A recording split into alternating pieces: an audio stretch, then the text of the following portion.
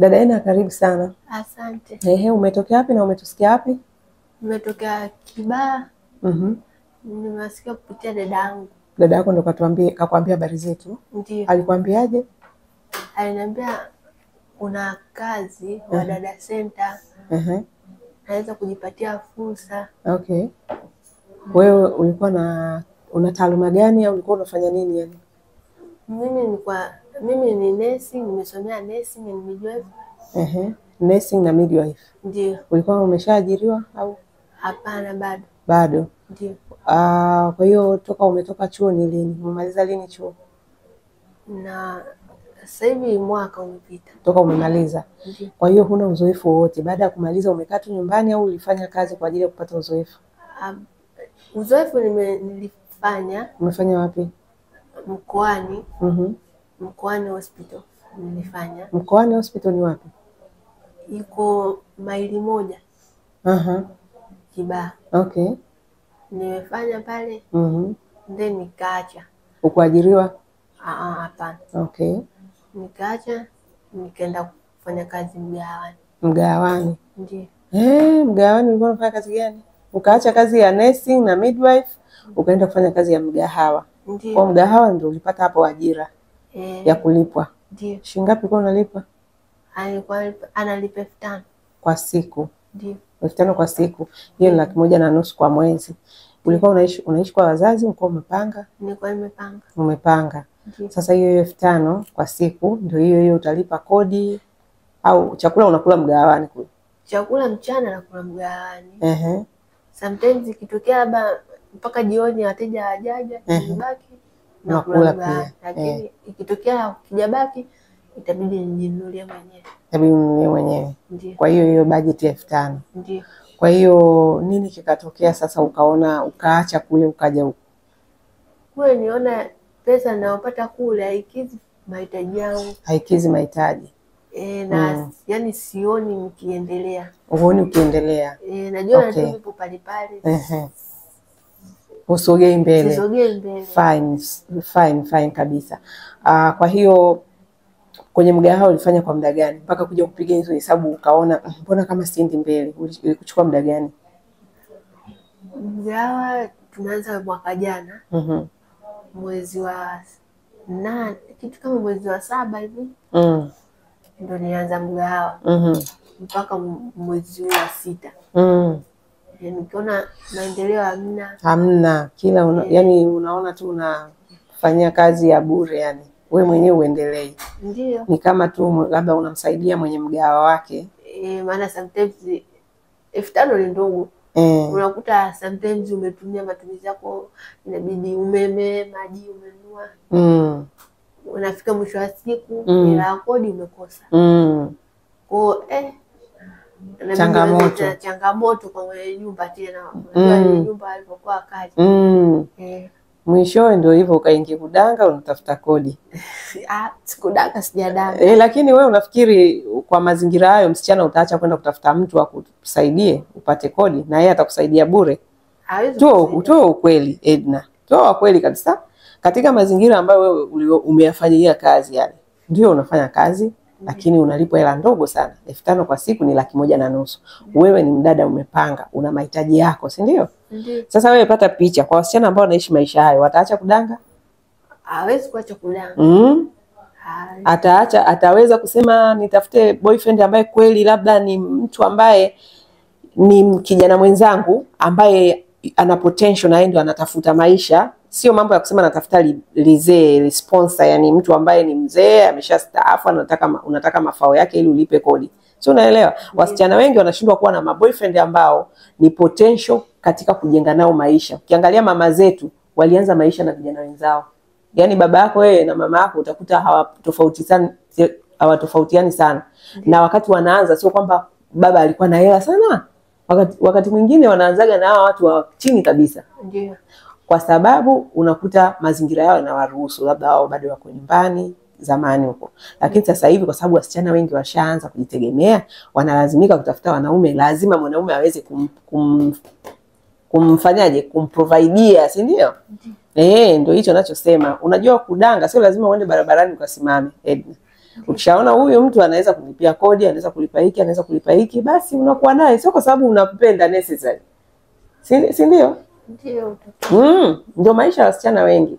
So sisemi kama ndio maisha yako, lakini najaribu kuexpose maisha ya wasichana ambayo kama hautapiga hesabu zako vizuri, ukajiongeza kama ulivyojiongeza, ukaona mimi siendi mbele. Kwa hiyo badala ya kwenda kuingia kwenye haya maisha ambayo yanaweza kunisababishia nikadanga, bora niende kwenye sehemu ambayo naweza kufanya kazi bila stress, uhakika wa kula, kulala upo, na mwisho wa mwezi napata mshahara. Kwa sababu kwa wewe, kwa CV zako, kama uko vizuri kwenye kazi za ndani, kwa CV ulizonazo, kupata kazi ya 300,000 hapa kwetu ni kitu cha kawaida. Na hiyo 300,000 ni kwamba umeshalala, umeshakula, si ndio? Maana yake mshahara sio 300,000.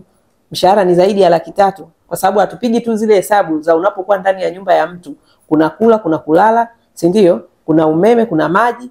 Zile ungekuwa umepanga, maana yake si ungekuwa unalipa hizo gharama. Hatupigi hizo hesabu, lakini kikawaida mshahara wako unaopangiwa inabidi uongeze hata mara 2 yake. Kwamba kumbe labda kama nalipo 300,000 neti mwisho wa mwezi, huenda mimi mshahara wangu ni 600,000, kwa sababu hapa kwa bosi wangu nimeshakula, nimeshalala, si ndio? Na nimeshaoga. Kuna umeme, napiga pasi nguo, si ndio? Kwa hiyo wewe umefanya la maana, umeshtuka mapema, na ndio hao wasichana ambao nawafungua macho. Kwenye hizi content ninazofanya hapa na hii program ninayofanya ni kwa ajili ya kuwafungua macho wasichana, watoke kwenye mila kandamizi, watoke kwenye ujinga ule wa kizamani, wa kuishi tu kama kuku aliyekatwa kichwa. Maana wewe unafanya kazi mwaka mzima, hujasogea, hujafanya chochote, na upigi hesabu kwamba hii kazi inanisaidia, nafanya kazi sawa, lakini hii kazi ina maana gani? Kama sina chochote nilichosave, sina chochote nilichonunua, ila yote inaishia, hata labda mwisho wa mwezi haufiki. What is the point? Yani ukapiga hesabu hizo, si ndio? Sasa wengi hawapigi hesabu. Wasichana ambao wanakuja hapa wanapiga hesabu zao kama wewe, yani nawaona ni superwoman. Umeelewa ni superwoman, kwamba ulikuwa na kazi lakini ulivyopiga hesabu zako ukaona hapana. Nikienda kufanya hizi kazi za ndani kupitia Wadada Center, sio kila kazi za ndani zinalipa. Kuna wengine wanalipa 30,000 huko mtaani. Wewe umekuja sehemu ambayo ni sahihi, kuna platform nzuri imewekwa ya kueleweka, ina mfumo, una uhakika wa kwenda kufanya kazi ukalipwa vizuri. Umeona? Kwa hiyo wewe ni mjanja. Kwa hiyo mimi nakukaribisha sana. Asante. Ila tu kama nilivyosisitiza hapo, kwa CV yako, maana yake hapo nazungumzia vyetu ulivyo navyo. Wewe tayari umesomea nursing, si ndio? Ndio. Na ukunga, huku kwetu hakuna watu waendi kuzalisha. Lakini nursing, kuna watu majumbani wanahitaji manesi, wanahitaji watu ambao wana taaluma kidogo ABC za masuala ya madawa, wanajua mambo hayo ya wako familia naishi, kwa sababu kuna watu majumbani wagonjwa, wanaishi wanaendelea na medication, wako majumbani. Kwa hiyo potential ya kupata kazi za ndani ukalipwa vizuri ni kubwa sana. Lakini sasa lakini kitu ambacho wasichana wengi wanafeli, wanafikiri kwamba vyeti vyao ndio vinafanya kazi. Hapana Edna. Cheti hakifanyi kazi, unayefanya kazi ni wewe. Lazima yani cheti chako kiendane na wewe, kwa maana ya kwamba inapokuja kwenye swala la kazi unafanya kazi kweli kweli. Kwa mfano unapokuwa hapa unahakikisha wewe sio mtu wa kutumwa, sio mtu wa kukumbushwa, sio mtu wa kuamshwa, sio mtu wa kusukumwa. Ni mtu ambaye wewe mwenyewe unakaa, unaangalia mazingira yakoje, unaongoza wenzako, unawasimamia. Hivyo ndivyo sisi tunavyoweza kusoma karakta zenu na attitude zenu, kwa sababu ndivyo tunavyowapanga wasichana wa kazi. Lakini kuna vitu vingine ambavyo hata hapa bado hatutaweza kuviona vizuri.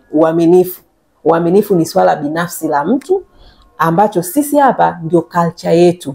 Tunajenga hii platform kwa kuhubiri uaminifu, kwamba kwenye hizi kazi bila uaminifu utoboi. Eti mtu anaweka hela yake hapo, hujarudi, anakuja haikuti hata kama shilingi 500, tayari umeshaondoa uaminifu. Unatumwa sokoni, umerudisha shilingi 100, unaiona ni hela ndogo, unachikichia, unabaki nayo, mtu tayari anakuwekea question mark. Uaminifu hakuna. Kwa hiyo hapa uaminifu wetu unajengwa na vitu vidogo sana, vidogo. Zile shilingi 50 zinazosambaa huko ndani, wewe ziweke hapo, mwambie mwenyewe, jamani kuna hela ilikuwa hapa. Shilingi ngapi? 50. Atakuona wewe kweli niko na mtu nyumbani. Jamani nimeenda sokoni, kuna hii imebaki. Shilingi ngapi? Shilingi 100. Atakuona ni bonge la mtu. Nilikuwa nafua nguo, kuna hela nimesikuta mfukoni. Shilingi ngapi? 50,000, laki, 20,000. Zisikutoe imani, yani zisikufanya wewe ukaona hutajenga maisha yako kwa hizo hela. Utajiondolea uaminifu. Wakati mwingine ni mtu alikuwa anakutega. Ajue je, Edna ni mwaminifu? Anaacha tu makusudi. 10,000, 5,000, 20,000. Kwa hiyo hakuna mtu asiyetaka mtu mwaminifu. Kwa hiyo uaminifu ni key namba moja, na uadilifu ni maadili. Edina, unaenda kwenye nyumba za watu, sisi wasichana tunapenda kuvaa namna fulani, kuweka kucha fulani, sawa? Lakini kwenye nyumba za watu you have to behave kwanza. Zile hobi zako zitasubiri. Utakapokuwa kwako utafanya unachokitaka. Kama mimi sasa hivi nafanya ninachokitaka kwa sababu niko kwangu, nina ofisi yangu, nimeajiri watu. Sawa? Kwa hiyo naweza kukafanya chochote. Lakini unapokuwa, hata mimi leo hii naenda kuajiriwa, naenda kuishi chini ya mtu, naenda kutuma, lazima niende na maadili fulani ili watu waweze kuwa comfortable. Siwezi kuwapikia watu na hizi kucha ndefu. Sasa hivi mimi sipiki, na watu ambao wanapika tumewaajiri watu wafanya hizo kazi kwa niaba yangu. Kazi zangu hazihitaji sana kutumia sana mikono. Kwa hiyo ndio maana unaweza kuona na urembo huu. Napenda urembo sana, na naamini kila msichana anapenda urembo. Hata wewe unapenda urembo. You are beautiful. Lakini kuna vitu itabidi uvieke pembeni kwanza wakati unafanya baadhi ya majukumu fulani, especially kazi za ndani. Kazi za ndani zinaangalia watoto, kazi za nyumbani za kupika. Hivyo vitu vyote havihitaji sana uwe na marashi yale ya kupitiliza, unapaka manukato ya yale makrim haya kujichubua. Kazi za nyumbani hazitaki hivyo vitu, kwa sababu unashika vyakula.